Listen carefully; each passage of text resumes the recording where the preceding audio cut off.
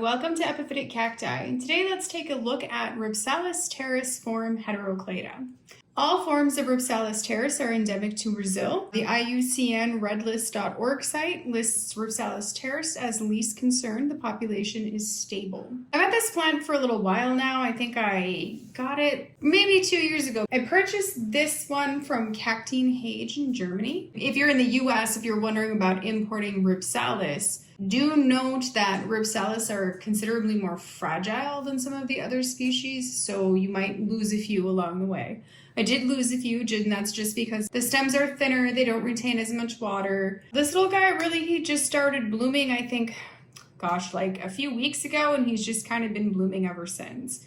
He's just kind of blooming towards the side where he's getting a lot of light. I noticed that just before it started blooming, it started producing all these little sugar crystals out of these areoles like this. You can see there, all those little sugar crystals. And if you're wondering if I tasted it, yes, I did. It is very sweet. A lot of plants do that. It's really kind of a cool thing. I think this one is subject to some confusion, although this is a Rhipsalis that I haven't seen fall under a whole lot of confusion.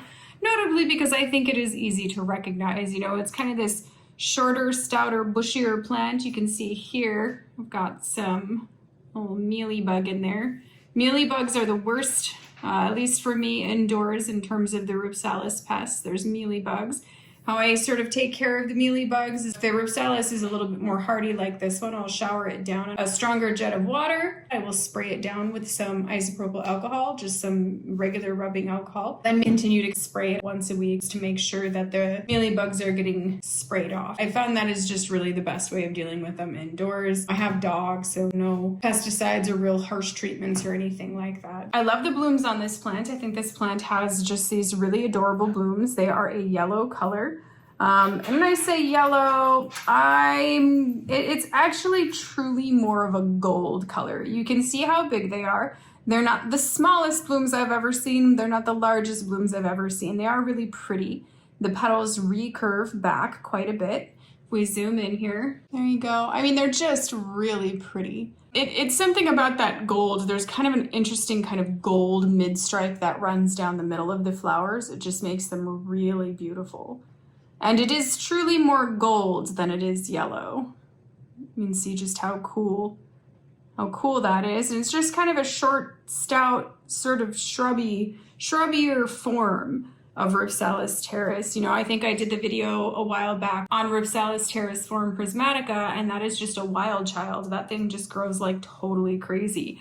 And that's not to say that this one can't get pretty wild too. In my experience, what I have found is pretty much all the Rhipsalis can get just a little bit wild. If we pull this back some, you can see the buds. You can see how many little buds are forming on here. And it just kind of started budding, and now it just keeps budding and just kind of keeps throwing out more and more buds here. They also have a gold sort of tinge to them. And here you can see it looks like there are some little berries forming. Yeah, I'm not sure if those berries are really fertilized. I think we'll have to kind of wait and see on that. So I'm not sure yet if this one is self-fertile or not. Well, I'll have to kind of wait and see what happens to those berries. Do they stay? Do they ripen? Here we have another one, and this one is really highly confusing to me, because this one is Rhipsalis teres, but I am not sure if this is also form Heteroclada or if this is something else. You can see that it's not quite so shrubby, and it has kind of this odd different growth where it's got a lot of more slender branches that are coming out.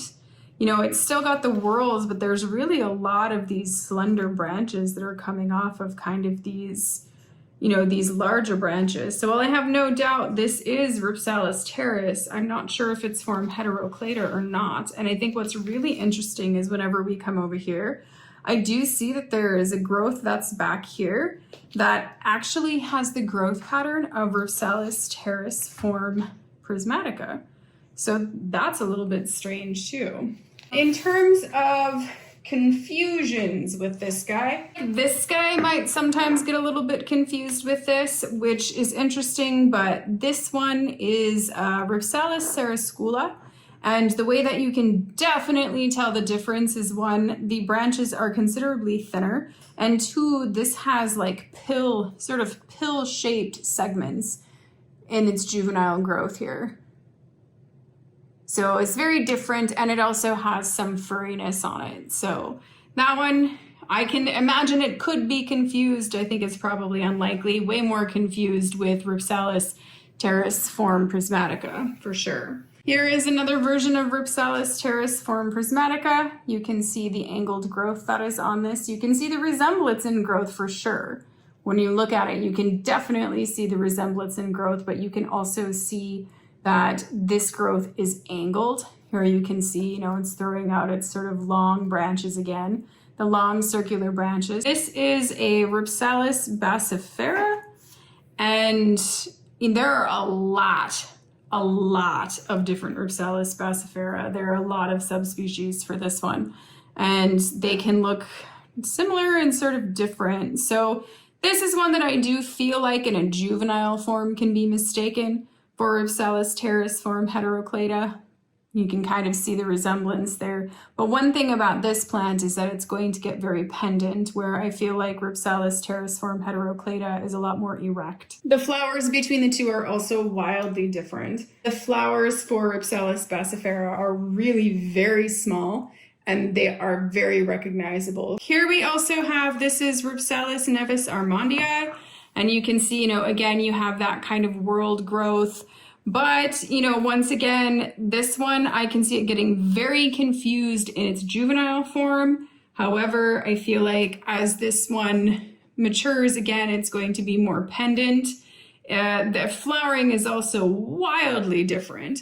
This one here, if you get a plant and you actually see these kind of weird sort of indents that are going along the branches here. There's all these little indents. That's because what happens with this is that the flowers form beneath the areoles, and then whenever it blooms, what it does is leave like a big scar where the areole was. So if you have a plant that has scars like that, it might actually be this plant.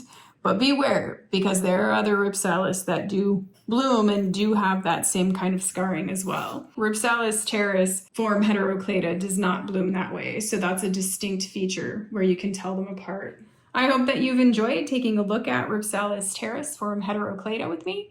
Thank you for watching, and happy cacti growing.